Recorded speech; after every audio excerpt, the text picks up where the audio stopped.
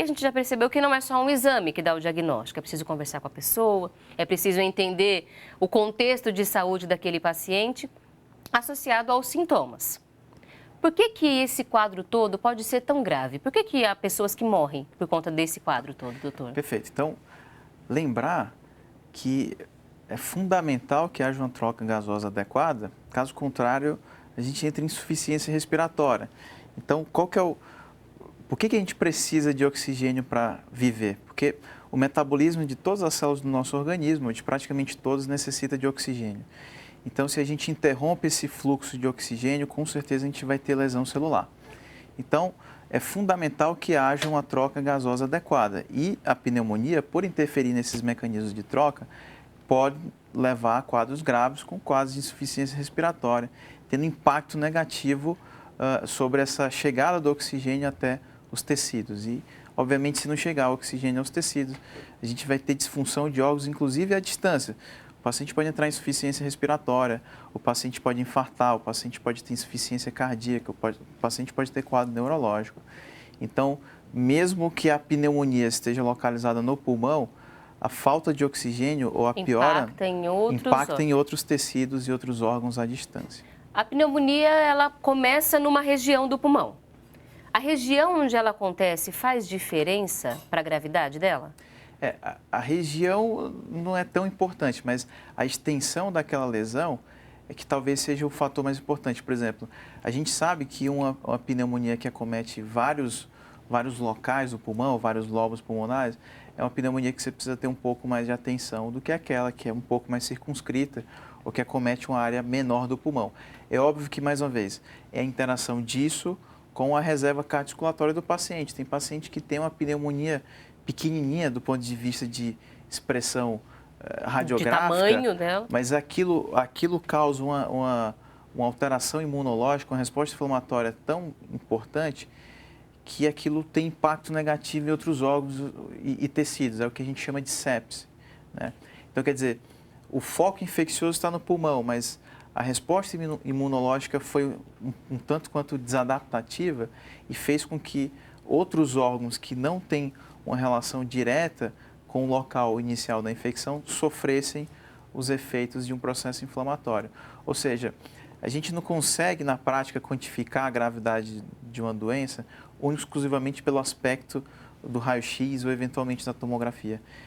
Na verdade, a interação do micro-organismo com o hospedeiro, e se essa interação ela não ocorrer de forma adequada, você pode ter lesão de outros órgãos à distância, o que atrela a gravidade ao quadro. Então, não dá para a gente esperar assim, a pneumonia tomou conta do pulmão e por isso a pessoa chegou a esse quadro grave. Não necessariamente. Não necessariamente, depende de muitos outros fatores, tá? Mas um deles, sem dúvida, é a extensão da pneumonia. Com o diagnóstico feito? Com o diagnóstico correto. Correto. Isso. Nada de superdiagnóstico. Isso. E nem de menos, porque tem gente que demora. Subdiagnóstico. O senhor estava falando até do que é importante para o desenvolvimento de uma pneumonia para ela se agravar, sobre a imunidade e tudo mais, e fiquei pensando, mas também o tempo que demora para procurar ajuda, porque no começo a gente sabe que a chance de um bom resultado é muito maior, não é, doutor? Então, o diagnóstico e tratamento precoce, ele tem impacto em sobrevida, ou seja, os pacientes morrem menos sempre que a gente flagra de forma precoce o processo infeccioso e, obviamente, faz o tratamento adequado, que no caso de uma pneumonia bacteriana com antibiótico. O exame para diagnosticar se é bactéria, fungo, protozoário ou inalou alguma coisa que está... Qual é o exame que determina isso, doutor? Eu não preciso saber. Então, as pneumonias adquiridas na comunidade, principalmente aquelas que chegam, por exemplo, ao ambulatório do pneumologista, do clínico geral, a depender de como se apresenta o paciente, muitas vezes você só precisa realmente do raio-x. O raio-x é fundamental para o diagnóstico da pneumonia. Esse paciente pode ser tratado em casa, por exemplo, né? Você precisa solicitar algum exame complementar para esse paciente, além do raio-x? Não, você não precisa não.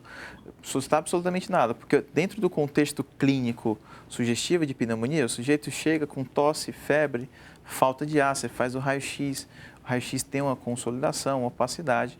Você dá o antibiótico para esse paciente, por quê? Porque a gente já sabe quais são as bactérias mais comuns na comunidade, ou seja, se a gente imagina que são 3 ou 4 bactérias comuns, a gente dá o tratamento que que cubra aquelas bactérias, ou seja, que elimina aquelas bactérias.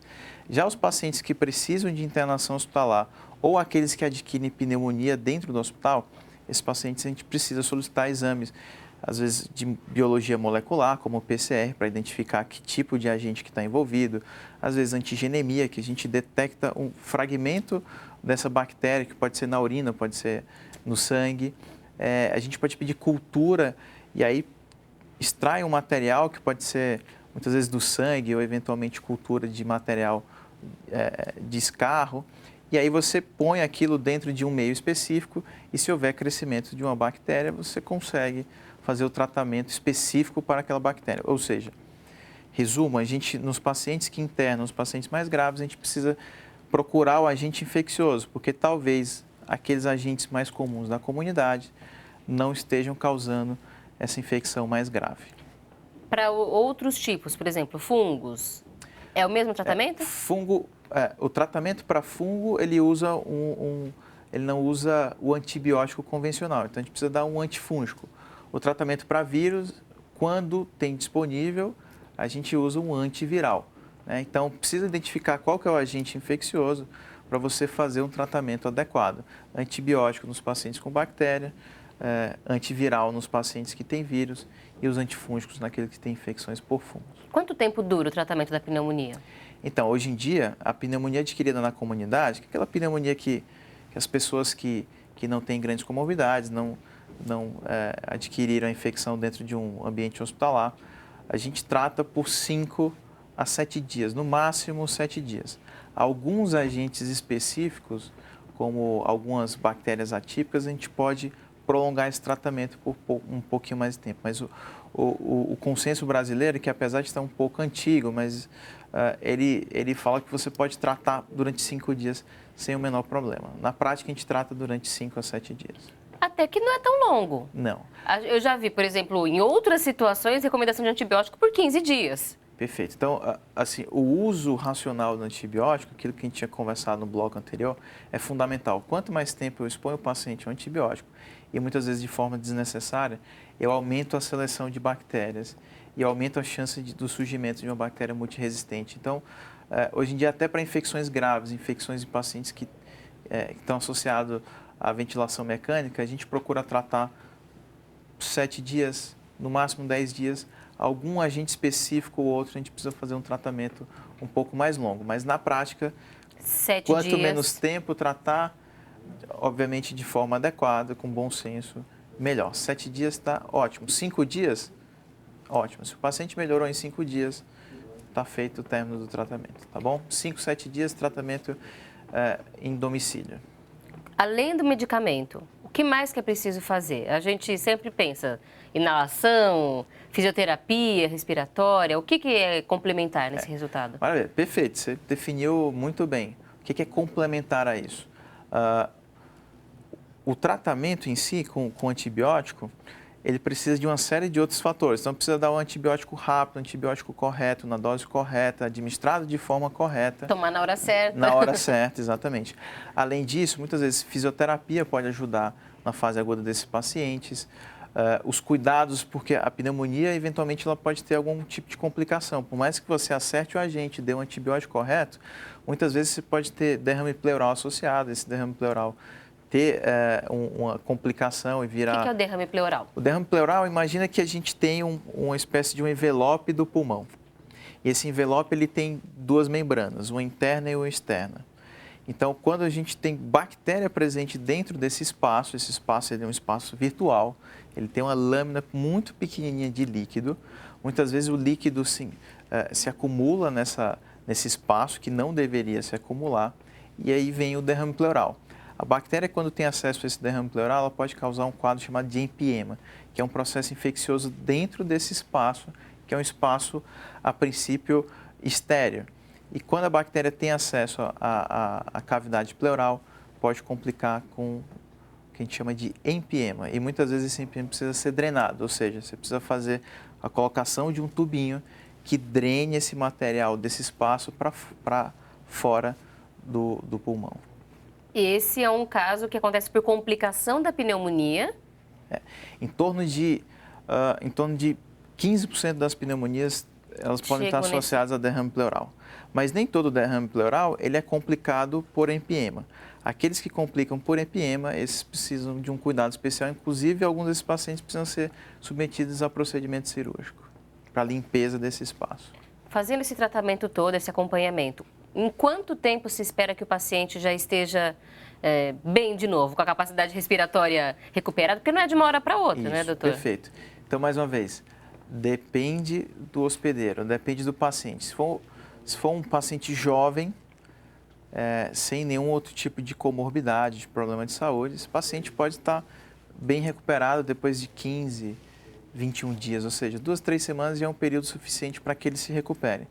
Já o paciente idoso, quando tem um problema como a pneumonia, ele demora um pouquinho mais para se recuperar, inclusive a resolução radiológica, quer dizer, aquela imagem no raio-x, ela demora um pouquinho mais para desaparecer. Isso é um erro comum. Muitas vezes você faz o diagnóstico, repete o raio-x em uma semana e não há uma evolução, digamos, importante. Você fala, nossa, é uma pneumonia mais grave. Não, é porque... Não está cedendo. Exatamente, é porque o paciente idoso ele precisa de um pouquinho mais de tempo para ver essa resolução. Então, aquele que tem uma reserva cardiocirculatória maior, recupera mais rápido. Aquele que tem uma reserva cardiocirculatória menor, ele sofre um pouquinho mais para se recuperar. A pneumonia pode voltar? Pode voltar. A depender do mecanismo da pneumonia, ela pode voltar. Por exemplo, imagina que você tem uma criancinha que tem pneumonia atrás de pneumonia. Quer dizer, sempre tem uma consolidação, vamos supor, na base do pulmão direito. Então, você precisa investigar, muitas vezes, se a criancinha não ingeriu um corpo estranho. Porque se você tem Ingerir um corpo estranho significa ter... Engoliu alguma coisa que não devia. Isso, exatamente. Ele engoliu alguma coisa, uma pecinha do brinquedo que não estava para a faixa etária dele. E ela vai se alocar em um local específico da via aérea. Então, imagine, o sistema de drenagem não vai conseguir funcionar. Por quê? Porque tem um corpo estranho lá. Está atrapalhando, digamos, a limpeza natural. E aí o paciente, corriqueiramente, tem pneumonia naquela região.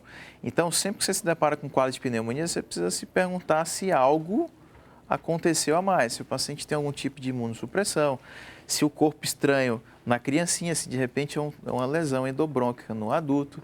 Então, muitas vezes, principalmente aqueles pacientes que têm pneumonia de repetição, ou seja, você tem 3 pneumonias ao longo de 12 meses, você precisa procurar um mecanismo ou outro, que não só aqueles que a gente discutiu. Tem alguma coisa além nesses Algo a mais. casos. E se você não conseguir identificar esse algo a mais, em algum momento o paciente vai ter uma complicação mais grave dessas pneumonias.